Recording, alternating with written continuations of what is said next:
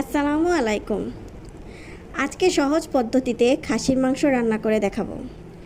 খাসির মাংস অনেকভাবেই রান্না করা যায়, তবে আজকে আমি সহজ কিছু মশলা দিয়ে কিভাবে পারফেক্টভাবে খাসির মাংস রান্না করা যায় সেই সিক্রেটটাই শেয়ার করব। আবার রান্নার পরে খাসির মাংসে খুব বাজে স্মেল পান, সেই স্মেল কিভাবে দূর করা যায় সেই টিপসও দিব। আশা করি নতুন পুরাতন সবাই রান্না করতে পারবেন।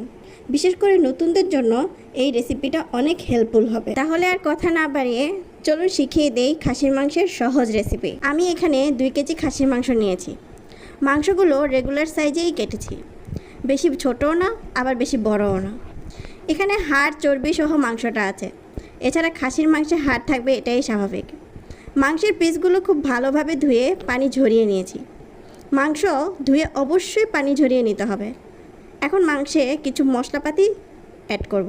প্রথমে দিচ্ছি পেঁয়াজ বেরেস্তা নিয়েছি 1 কাপের মতো। বেরেস্তাগুলো হাত দিয়ে একটু ভেঙে ভেঙে দিব। আমি আজ সাধারণ কিছু মশলা দিয়ে পারফেক্টভাবে খাসির মাংস রান্না করে দেখাবো। এখন স্বাদ মতো লবণ দিচ্ছি 2 টেবিল চামচ হলুদ গুঁড়ো, তারপর 2 টেবিল চামচ মরিচ গুঁড়ো। আপনারা যেমন ঝাল খেতে পছন্দ করেন সেই পরিমাণ দিবেন। তারপর দিচ্ছি জিরা গুঁড়ো 2 টেবিল চামচ, ধনিয়া গুঁড়োও দিলাম 2 টেবিল চামচ। এখন দিচ্ছি পেঁয়াজ রসুন বাটা 1.5 কাপের মতো। এখন দিচ্ছি আদা বাটা 1 কাপ। খাসি মাংসে কিন্তু আদা বাটা এটা একটু বেশিই দিতে হয়। এখন দেব 3-4 টেবিল চামচ তেল, পরে রান্নার সময় আবার দিব। তারপর দিব 3 টেবিল চামচের মতো ফেটানো টক দই। দইটা অবশ্যই ভালো করে ফেটিয়ে নেবেন। এখন দেব গরম মশলার গুঁড়ো।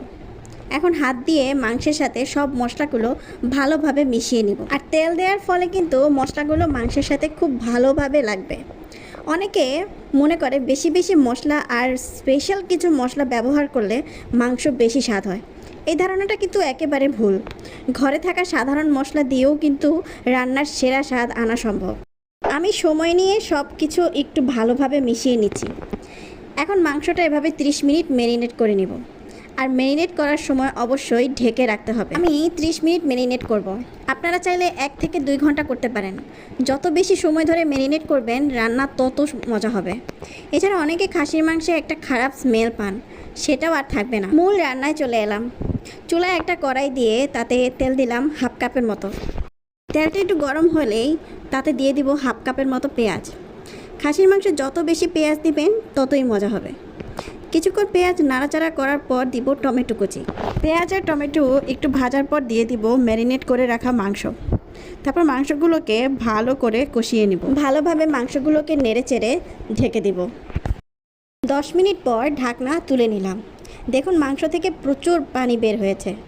মাংস যদি তাজা হয় তাহলে বেশি পানি বের হয়। আমি কিন্তু কোনো এক্সট্রা পানি ব্যবহার করিনি। ভালোভাবে নেড়ে দিচ্ছি। চুলার আঁচ মিডিয়ামে আছে।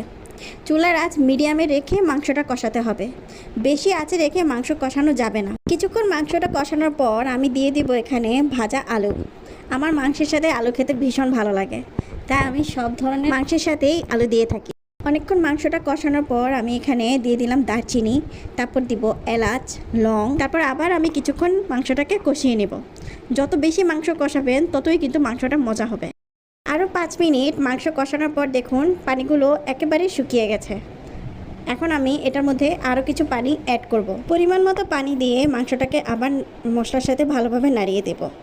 তারপর এটাকে আবার কিছুক্ষণের জন্য ঢেকে দেব। 20 মিনিটের জন্য আমি এটাকে রান্না করতে দিব। প্রায় 20 মিনিট পর ফিরে এলাম।